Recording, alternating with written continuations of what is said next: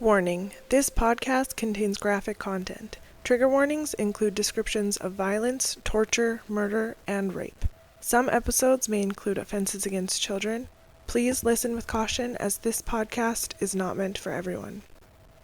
October 11th, 1993 was a regular Friday for 19-year-old Jennifer Cusworth.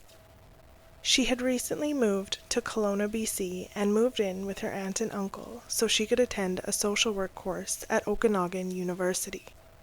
She loved working with children and people in general. She was a social butterfly and determined to enter the workforce as soon as possible.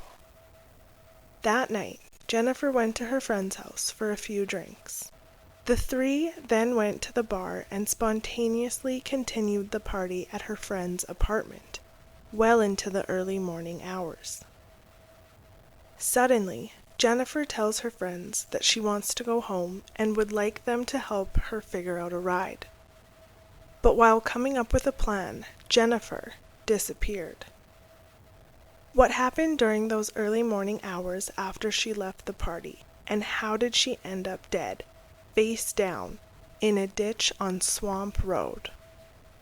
Join me while I take you through the tragic story of Jennifer Cusworth and her beautiful, fulfilled life that was cut short too soon. This is Jennifer's story.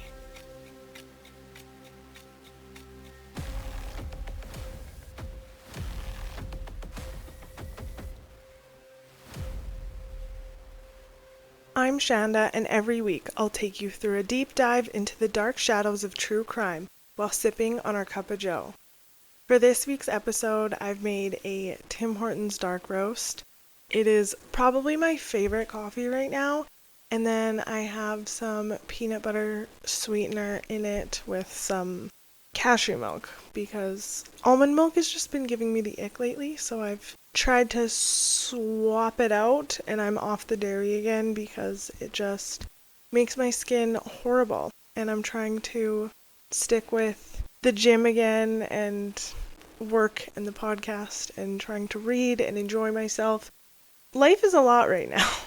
But this past week I got to meet my cousin's brand new baby. He is adorable and I'm so happy. I can't believe she's got a little baby now. Got to hang out with my grandma, went to the doctor's appointment, and I am back at work now, and I forgot I have to hand in this form for my driver's license before February. So, hopefully I remember to do that. I am excited to tell you about this episode. This is Missing, Murdered, and Macchiatos.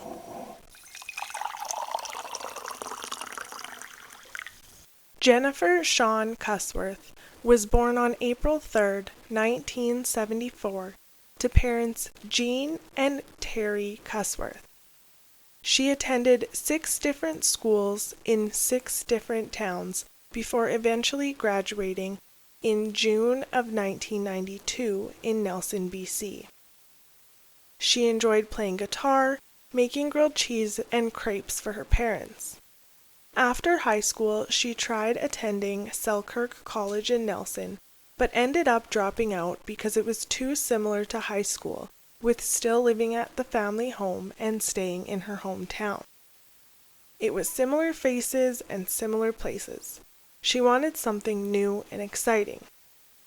Jennifer worked a few minimum wage jobs before deciding on a career in human service work. She applied to the program at Okanagan University in Kelowna BC, a small city 346 kilometers west of Nelson, BC. Kelowna is known for its mountainous backgrounds and its wineries. In 1993, it had a population of about 137,000 people. Jennifer had always wanted to live in Kelowna, and attending Okanagan University would allow her to do just that. So in August of 1993, she moved in with her uncle Ted and his wife Monique in the Glenmore area. Jennifer's initial goal was to become a teacher like her mother, and she chose to take the 10-month course to become a human service worker which would quickly allow her to work in schools with people with cognitive challenges. This job challenged her while she dealt with the different behaviors of children, but she loved it. Once she was employed with that, she wanted to take part-time classes at the university to work towards a degree in education. With Jen having already dropped out of her previous college back home, her parents wanted to up the incentive by offering to pay for either school or tuition, and then she would pay the other. Jennifer loved university and immediately made a bunch of friends. She was described as mature, kind, compassionate, fun to be around, responsible, smart, and articulate. She had a great sense of humor and didn't have a mean bone in her body. Her friends were of all ages, and they said that they often forgot that she was only 19 years old. She was known for wearing gold rings on one hand and silver jewelry on the other, and the course she was attending encouraged the students to talk openly about their lives, fears, desires, and encouraged to write journal entries.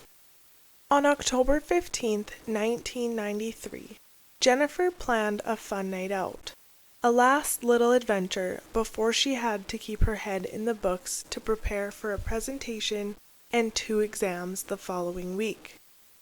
Jennifer was responsible and she knew she wanted to drink, so she asked her uncle if he would drive her to her friend Eric's house. He agreed to drive her and she promised she would babysit the next day. Jennifer put on a halter top with a leopard print blazer, black pants, and brown suede boots with long fringes. She left her truck at the house, and her uncle drove her to an ATM and then a liquor store where she bought a bottle of Sambuca. He then dropped her off at 1719 Richer Street around 10 p.m. and waved goodbye as she walked up the steps. Jennifer, her friend Eric, and his roommate started having a couple drinks and catching up. Eric says that they talked about anything and everything. No topic was too weird, and if anything was bothering Jennifer, she most likely would have brought it up. After a few drinks, the 3 friends head to a nightclub called Iggy's, where they meet up with more friends around 11:30 p.m. They didn't specifically stay together as they were all socializing with the other people at the nightclub. Jennifer apparently bought some guy a drink and lent him some money, but this person remains unknown. As the bar starts to call for last call, Eric's roommate decides that it would be a good idea to invite friends back to their place to continue the drinks and the fun. It was meant to be a small gathering, but word spread throughout the nightclub, and it ended up being announced over the speakers at the club. They knew it was going to be bigger than they had planned, and when 2 a.m. came around, the group walked to Eric's house, and when they arrived, there was already a lineup from the door out to the sidewalk. Eric and his roommate allowed people in and started to quickly put away their valuables, so important things wouldn't be broken or stolen. As they were doing this, more and more people showed up, cramming about 150 people into this tiny 2-bedroom apartment. When Jennifer returned to the house, she continued drinking Sambuca from the bottle she had bought earlier and appeared to be enjoying herself. If you're legal drinking age in your province or state, Sambuca shaken on ice as a shot is actually my favorite, and I don't like black licorice and I don't really drink, but there's something about it being cold and it's just so delicious. So anyway, Jennifer was mingling and she was a very social person and loved talking to people. Although intoxicated, she had a good judge of character and was always able to stand up for herself, as she was feisty, especially when alcohol was involved. Her friend Pam and Pam's roommate Faith were there as well, and Pam noticed that Jennifer appeared quite intoxicated and wasn't sure how she was going to get herself home later, so she told Jennifer that she could sleep over at her and Faith's house for the night, and she agreed. At about 3:45 a.m., Pam went to find Jennifer to see if she was ready to leave, as she had a headache and wanted to go home. But Jennifer said she wasn't ready to leave and wanted to stay longer. So Pam told Faith that she was going to head home and that Jennifer was staying as well, so they could come home together later. Around 4 a.m., the police showed up. Now, I couldn't find an exact reason. Maybe they were just driving by and noticed a large amount of people and decided to check it out. But they weren't concerned with anything and they left. There was no warning. They didn't tell them to shut it down. It was just a quick visit. About an hour after that, Jennifer again seems quite intoxicated and is about to leave by herself when her friends tell her to just wait a little bit longer and then they can leave. Not long after, another friend named Lynette saw her outside, and when they were talking, Jennifer mentioned that she only lived a few blocks away and wanted to walk home. Lynette told her that that wasn't a good idea and told her if she would just wait a minute, she would gather her friends that she came with and then they could all leave together. So Lynette went to find her friends while Jennifer stayed outside, but when she got back, Jennifer was gone.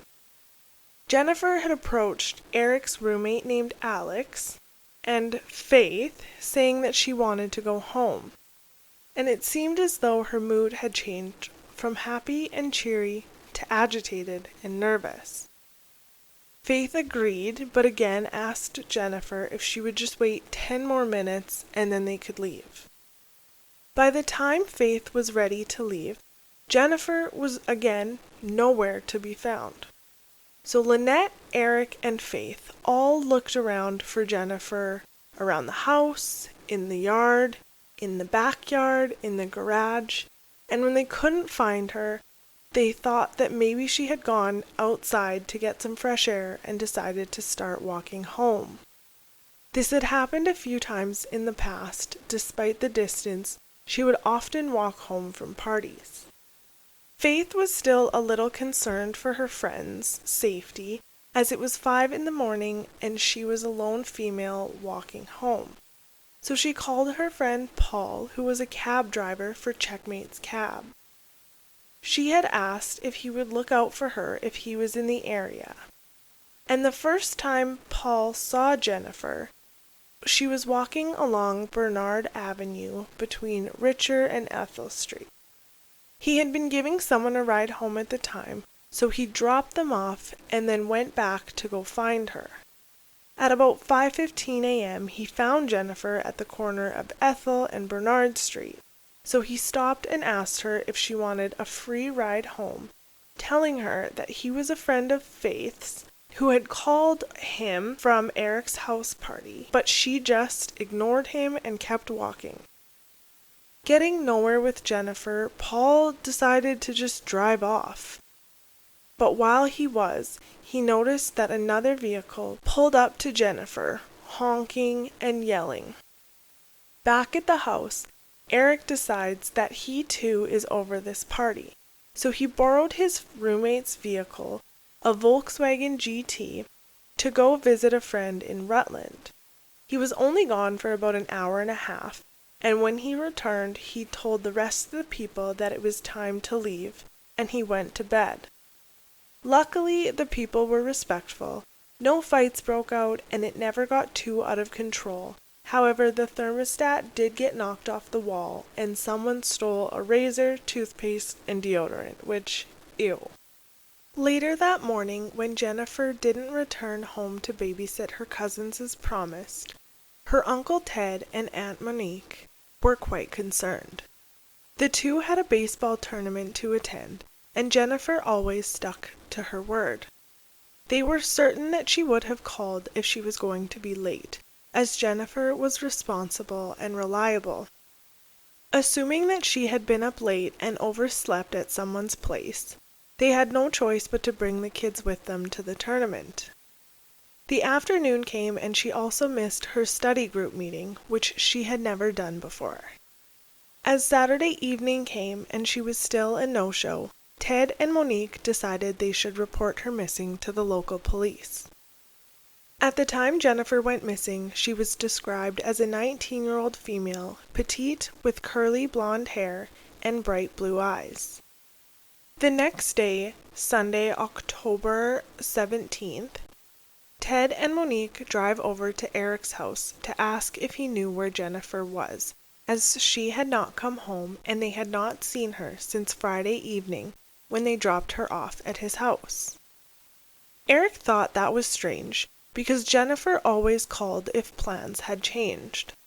He knew that she was supposed to be attending a birthday party this morning, so he called her friend that she was supposed to be with. When she answered, he asked if she was with Jennifer or knew where she was, as she had not been seen since early Saturday morning at the party. The friend on the other end immediately felt sick. When she was finally able to speak, she told Eric that Jennifer was not with her, but she had heard that there was a female body that was found that morning down on Swamp Road. Immediately, Eric's stomach dropped. He thought there was no chance it could be her. But if it wasn't, who was it?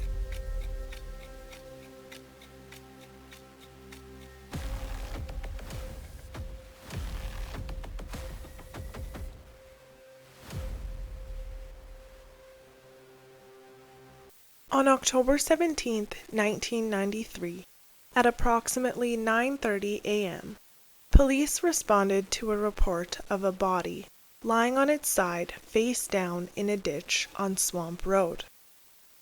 A pumpkin farmer named Wayne was walking down his long driveway to get the paper from his mailbox. As he was walking, he noticed something in the ditch beside the road. When he got closer, he realized it was a woman. He noticed that her skin was pale and appeared waxy. That was when he knew that there was nothing he could do. He ran back to the house and called 911. Police determined that the body had been strangled and hit in the head 5 times with a blunt object. Her time of death was likely Saturday morning, and police also believed that she had been dumped that same morning. Police said that she had not been raped, however it came out that a semen sample was found. A belt was also found nearby and the body had no identification, but they did have one report: a missing 19-year-old female in a leopard print blazer. They were certain that this was Jennifer Cusworth. Later on, RCMP contacted Ted and Monique, asking if they could come down to the station. When they arrived, they were told that a young woman's body had been found in a ditch, and it matched their description. Ted was then given the worst opportunity to call his sister Jean, Jennifer's mother, and tell her that her daughter was missing and police had found a young woman's body that was most likely Jennifer's. Jean and Terry were devastated. They quickly arrived in Kelowna and were told the full story. Police needed the body to be identified, so Terry, her father, had to go into the morgue and see his daughter in the awful state that she was in.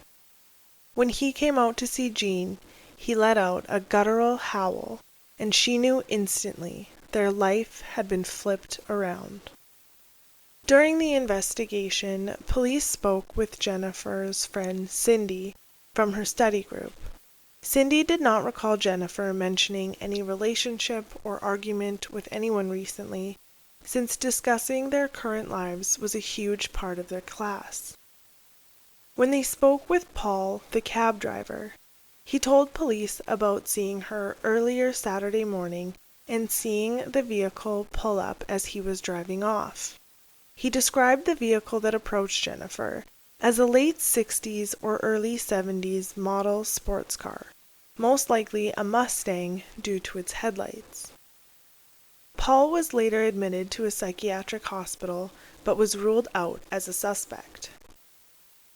Since Jennifer would not get into the vehicle with Paul, who said he was friends with Faith, and I'm sure explained that Faith had called him earlier, saying Jennifer left the party at Eric's and would be using this route to walk home.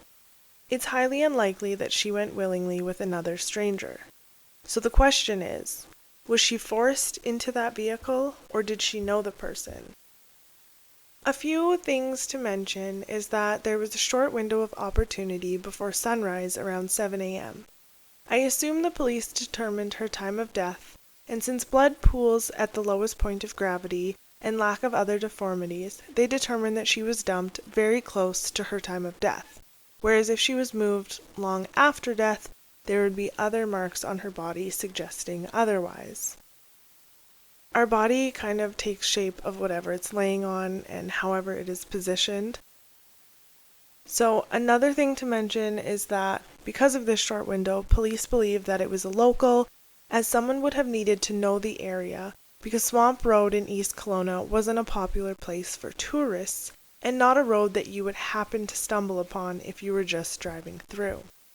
A few days after the party, Eric found Jennifer's purse stashed in his roommate's bedroom. She had given it to somebody to put away so it did not get stolen during the party.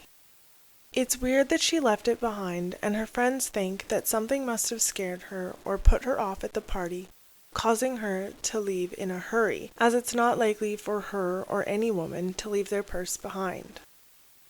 Crime Stoppers received over 500 tips, and the police interviewed over 150 people, but were struggling to find a suspect. Someone with means, motive, and opportunity. Eric was questioned 8 or 9 times by police, and his story was suspicious because he had left the party early, drove to a friend's house, but did not offer to drive Jennifer home, even though he was so worried about her. But he was ultimately cleared as well. Police looked into the car that Paul said he saw that night, and he even remembered part of the license plate, but that led nowhere. Days turned into months, and months turned into years. The case was starting to run cold. Jennifer's parents even consulted with a psychic who said that there was an individual that fancied Jennifer, who was frustrated about her age, and she either did or said something that set him off. He then became angry and lost control, which took place in a car, and the killer was somebody that she knew casually. She went on to say that this person was meticulous and calculating, that after the murder he didn't panic as he was in control of his emotions when he dumped Jennifer's body. Every anniversary of her death, her parents would come back to Kelowna, bring her favorite carnations and balloons to release to honor their daughter.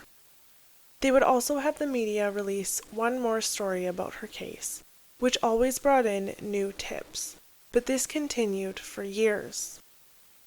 At the 10-year anniversary, they held a traditional native healing session, and 2 years after that, they hired a private detective that went through 15 boxes of evidence, where he found no problems or lack of investigation. He just had suggestions to look into certain people again and to retest evidence with better technology, as a lot had changed in the past 13 years. I'm going to give you the short version, but basically, the police had a list of about 100 or so people that they wanted to reach out to for a second time, as they had either refused DNA samples or were quite vague in their interview. So police narrowed down that list to 2 people that lived the closest, and that's who they would start surveillance on. One of them was convicted in 1987 for following a female in his vehicle and was then caught masturbating, and then in 1992 he was convicted of indecent exposure in a public place. So during this person's surveillance, they had taken all of their fast food garbage into the car with them when they were finished, and then instantly told the undercover officers that they knew that they were following him, to which they had asked him about Jennifer Cusworth. And I learned this from the podcast Anatomy of Murder, but criminals will admit what they have to and deny what they can. So basically this guy says that he doesn't know who that woman is, but he brought his friend back their belt to the party, which is so sus considering there was a belt at the crime scene, but it seems like he's trying to get rid of the belt that could have tied it back to him. So the undercovers then ask why his DNA was at the scene, which I'm thinking this may have been a lie, and they were just seeing what he could come up with under pressure, because unless he was previously convicted of a serious felony, which the other convictions were just slaps on the wrist, despite them being absolutely disgusting, they shouldn't have had his DNA in the system. He replies to this saying that he doesn't know, but actually, when he dropped off the belt, he did have sex with an unknown female in his truck, and maybe it was her, but he didn't know. He said that he didn't come forward at the time because he was married. And so 16 years after Jennifer's death, on October 23rd, 2009, 43-year-old Neil was arrested and charged for the murder of Jennifer Cusworth. They had matched his DNA to the semen sample found, but he stuck to the story, saying that he did not recognize her photo as he was heavily intoxicated at the party and had consensual sex with an unknown female in his truck, but never saw her again, and that he guessed it could have been Jennifer. He was convicted of manslaughter and sentenced to 15 years in prison. He did appeal, and the BC Court of Appeal announced a retrial because of prejudicial statements that were allowed at the original trial. He was then released on bail while awaiting his new trial and asked for it to be moved to Kamloops, BC, because it was going to be difficult to find a new jury in Kelowna due to the case being so public.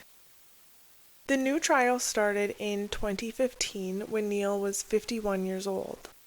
The jury only took 1 day to find him guilty of manslaughter, the same charge as before, but this time they sentenced him to 11 years, with credit given for time served, meaning at the time he only had 1 more year and 9 months to serve.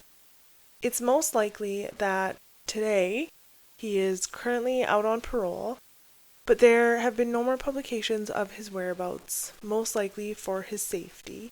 And as far as I can see, he has not had any more convictions in British Columbia since.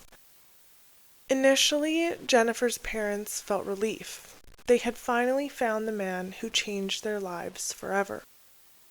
They also felt that justice wasn't served with that kind of a sentence. They hold deeply their last memory of her. They attended a wedding in Princeton the weekend before her murder, and Jennifer was a beautiful bridesmaid. Whenever Jennifer left, she would never say goodbye. She would always say, "See ya." If you have any thoughts or insights about the Jennifer Cusworth case, I'd love to hear from you. You can follow me on Instagram at missing.murdered.macchiatos. I have it linked in the description down below, along with the sources that I used for this episode. I post pictures weekly that go along with every single episode, so you can check it out there. I'm also on Threads, and you never know who has information that might lead to an arrest. So please don't forget to like, follow, and share with your besties so I can continue making content and spreading awareness about these cases. Remember, every cup of coffee can be a moment of connection and conversation, so keep the discussions alive. Join me next week as we dive into another chilling tale, because the truth is often darker than we imagine. Until then, stay curious, stay safe, and keep sipping. Bye for now.